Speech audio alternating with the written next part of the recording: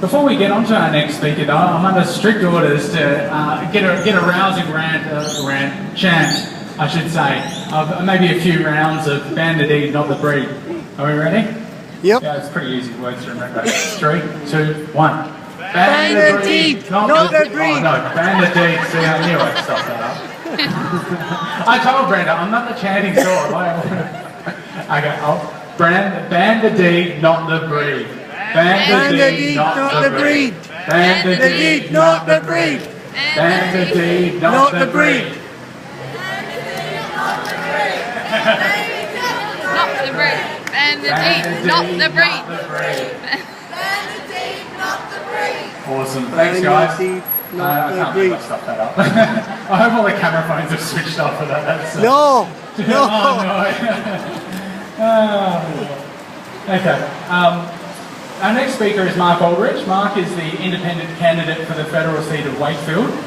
Mark owns and runs a native wildlife sanctuary and has been involved for many years in animal rescue and support services.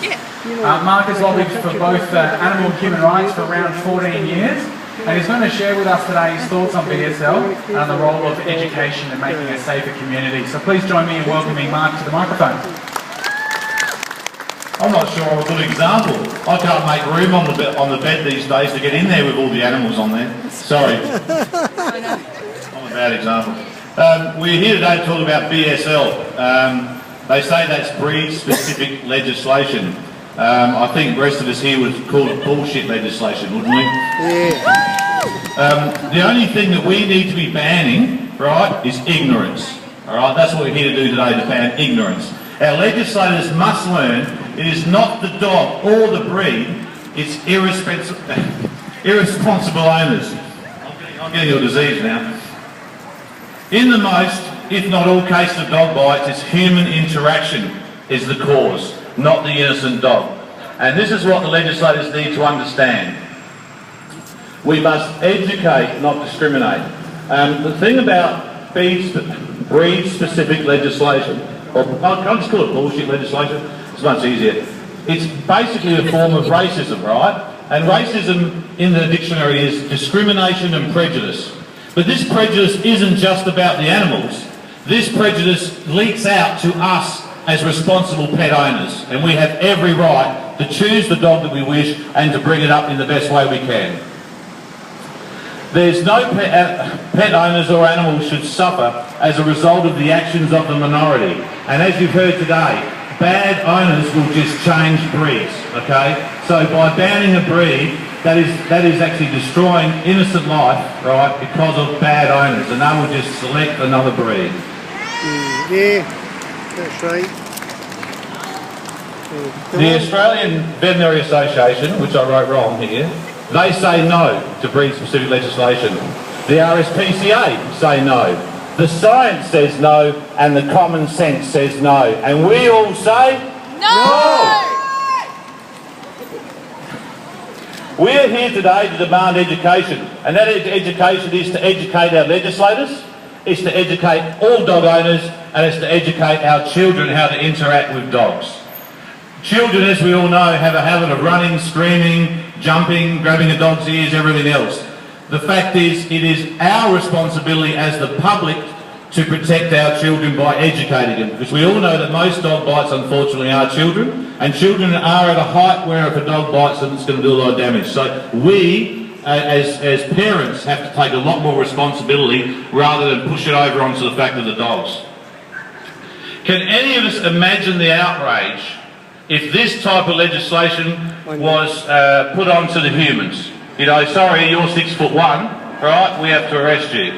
No one would put up with that. There'd be people here in outrage. What is the bloody difference? Okay? What is the difference? That is racism, right? It's prejudice. It doesn't matter how big you are, what breed of dog you are, what colour your skin is, or anything else. Everybody deserves exactly the same respect. Yay! Tim will probably be better at this, but in Australia there are about 1.5 million dogs, but only 0.2% are reported for dog bites. And over the years, the dogs that cause those are on the top of the list of dog bites changes. So every time it changes, are they going to step up and try and ban a breed? That would be ridiculous, and we all know it. And we've got to wonder, where would the ban start and stop? If in South Australia our legislators didn't listen and started banning breeds, where would that stop? And that is the problem.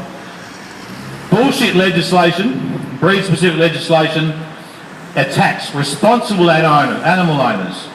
It attacks justice and fair play. It can't be policed properly, we all know that. It has failed all over the world and it will fail here, and we need to make sure that the thought of any legislation like this fails right here today. Yay! I think you've heard everything you need to know about breed-specific legislation. But let me just say this, and this is what people need to understand. We are compassionate animal owners here.